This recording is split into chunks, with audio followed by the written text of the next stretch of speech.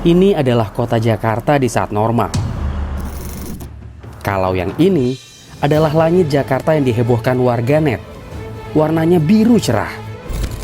Jakarta kala itu memang menerapkan PSBB setelah wabah COVID-19 mulai melanda. Menjelang akhir tahun, kehebohan yang sama kembali terjadi. Biru dan cerahnya langit Jakarta kembali tersebar di media sosial. Namun sebenarnya ibu kota tak benar-benar bebas dari polusi.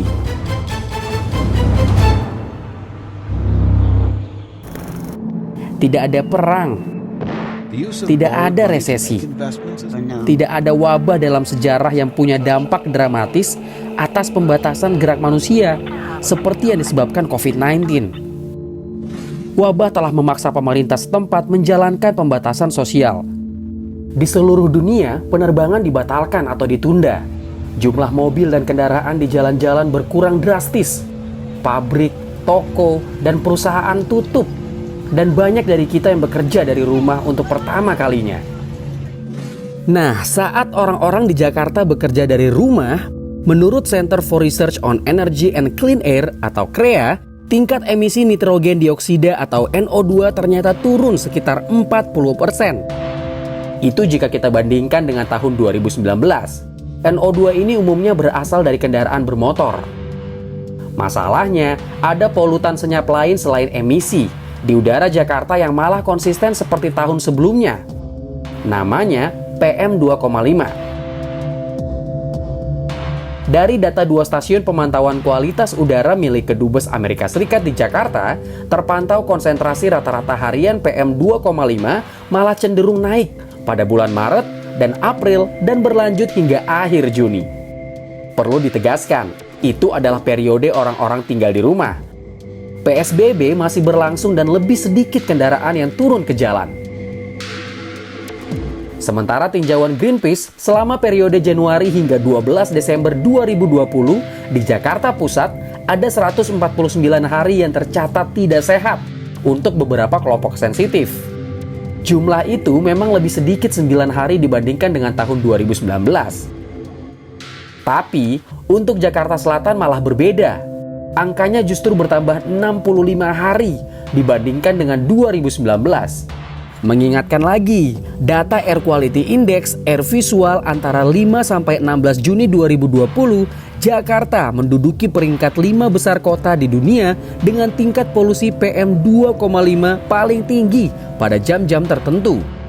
Namun, tidak semua pihak setuju dengan tafsiran itu. Sebab ada standar baku mutu udara yang berbeda untuk menilainya.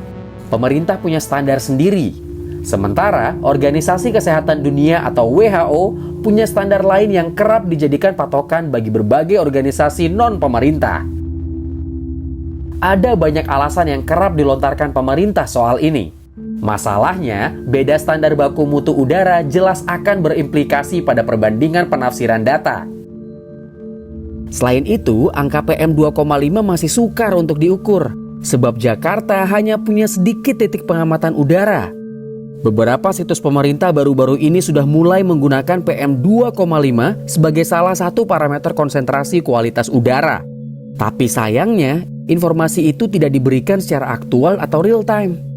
Padahal data yang aktual sangat penting agar publik dapat memproteksi diri ketika konsentrasi polutan sedang tinggi. PM2,5 itu besarnya hanya 1/20 diameter rambut manusia. Kalau menumpuk di paru-paru bisa mengakibatkan risiko penyakit, bahkan kematian pada manusia. Jakarta juga masih punya pekerjaan rumah lain, yakni keterbukaan informasi emisi. Perlu kamu tahu, polusi udara perkotaan merupakan akumulasi dari berbagai sumber. Kegiatan rumah tangga, kendaraan bermotor, kegiatan pabrik dan industri, hingga pembangkit listrik tenaga batubara. Nah, informasi emisi pabrik dan pembangkit listrik tenaga batubara masih sulit diakses. Padahal kalau merujuk CREA Agustus 2020 lalu, pembangkit listrik Suralaya di Banten terdeteksi membawa massa udara dengan PM2,5 yang tinggi mengarah ke Jakarta loh. Lantas kita harus bagaimana? Mau tidak mau perlu terus mendorong keterbukaan data emisi. Bukan hanya soal emisi kendaraan bermotor, tapi juga industri, serta pembangkit listrik di DKI Jakarta dan wilayah sekitarnya. Laporan warganet tentang langit cerah dan udara yang lebih bersih di Jakarta selama pandemi bukan jadi jaminan kota ini bebas polusi.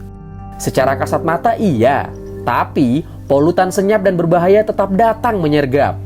Polusi udara sebenarnya adalah masalah yang bisa dikelola. Pemerintah perlu mengambil pilihan etika yang benar. Warga yang bermukim di area sumber emisi sudah semestinya dilibatkan dalam menentukan kadar emisi yang ditoleransi untuk dilepaskan ke udara. Dan ini mesti segera. Jika tidak, bisnis as usual dan rebound ekonomi setelah pandemi bakal menyulitkan lagi.